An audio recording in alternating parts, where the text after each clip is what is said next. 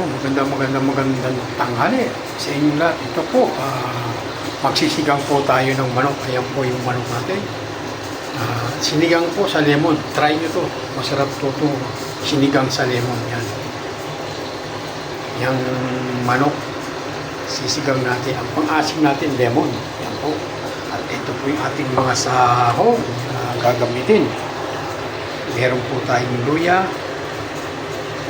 sibuyas, sili. Ating hindi mawawala po sa atin yung ating kamatis. Ito po yung ating kamatis. Ang gagamitin natin. Ang gulay po natin gagamitin ay ito lang, simpleng-simple lang ang gulay natin.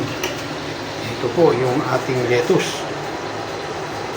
Lettuce po yan. Isang ganito ilalagay ko po lettuce. Kasi ang gulay lang namin dito, puro lettuce lang. Ayan, sisimulan na natin mag-gisa. At meron na po tayong pinainit na kasirola na may mantika na po. Sisimulan na po natin. Ayan. At luya.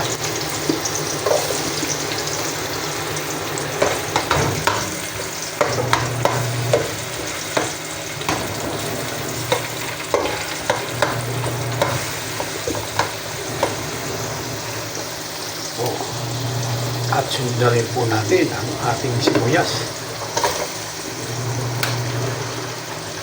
O ang ating sinigang na manok.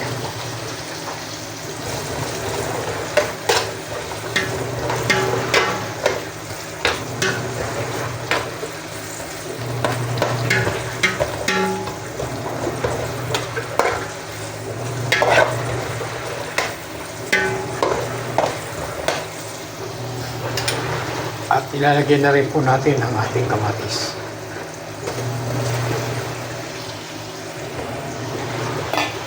At yung ating sili.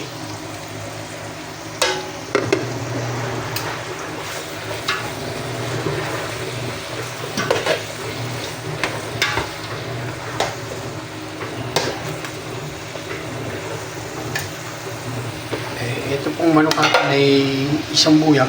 Ginawa ko lang kalahati. Kalahati lang ginamit kong manok. Dahil dalawa lang naman kami magkapatid. Kaya kalahati lang. Ito. Takpan mo lang huna natin para maluto lang yung ating kamatis at yung sibuyas tuya. Ayan lang po natin na maluto siya. Ito. Nalagay na natin yung ating manok.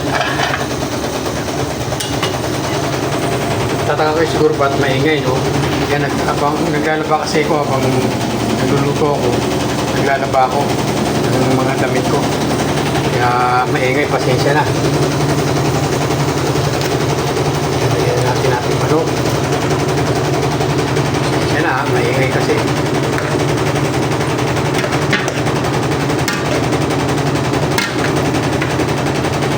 Sangkot muna natin to bago natin ilalagay yung tubig sa bawang niya.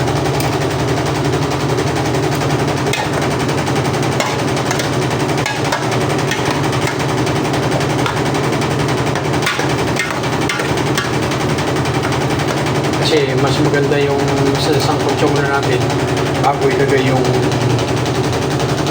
ating sabaw para yan, kasi kung maganda pa yung sangkot natin yan para malasang-malasa. Takpan natin ulit. Yan. Nalagay rin po natin itong bunga po ng kalaba ng malunggay.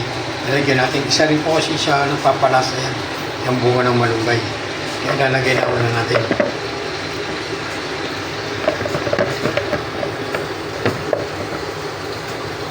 At atin ang lalagyan ng sabaw.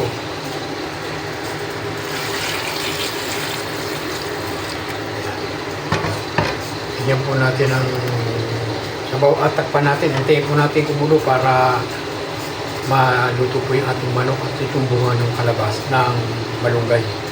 Yan, takpan muna natin. O yan, titignan natin ulit. Ayan na. Tignan natin yung bunga ng malunggay natin na yan. No? Okay na siya. Ayan. Nakita niyo yan? Bunga ng malunggay po yan. O ngayon, lalagay na po natin ang ating gulay na lettuce. Ito, marami po ito. samplang ganita yan. No? Mas masarap kasi pag maraming gulay.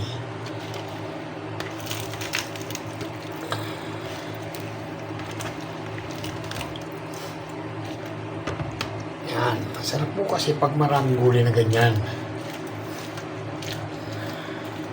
At ngayon, isasabay na rin po natin ang ating lemon. Ayan po yung lemon na tatlo kanina. Piniga ko na. Yan, bubuhusan natin. Para sabay na siya kumukulo.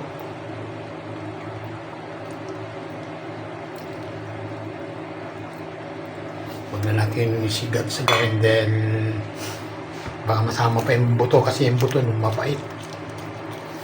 Ngayon, tatakpan na po natin uli at tignan na lang natin mamaya pag yung kumulo na uli, tsaka natin titimpla ng asin at pechin po yan.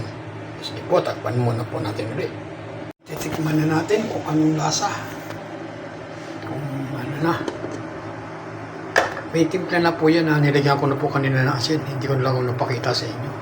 Ito, titikman na lang natin.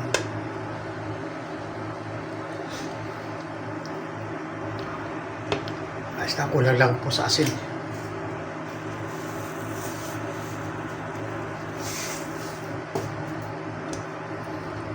Ayan, luto na po ang ating sinigang na manok. Ayan po ang ating sinigang na manok. Ayan po. Sinigang na manok sa lemon na merong lettuce at bunga ng kalabasa. Ayan po ang ating mga sahog. Simpleng-simpleng sinigang lang po. O sige po, ito muli, nagpapasalamat po ako sa inyo. Sana pasuporta naman sa aking Munchin channel. At pasensya na rin kayo kung di man ako nakakabalik sa bahay ninyo. Dahil ngayon pa lang po ako medyo gumaling-galing. Dahil nagkasakit na po ako. 2 weeks na rin po ako mayroong sakit. Kaya ngayon lang uli ako nakabalik sa pagbibideo. Sana po, pasensya na po kayong lahat kung hindi man ako nakakapunta sa mga bahay-bahay ninyo. Po, hanggang dito lang po ang aking video. Maraming salamat po.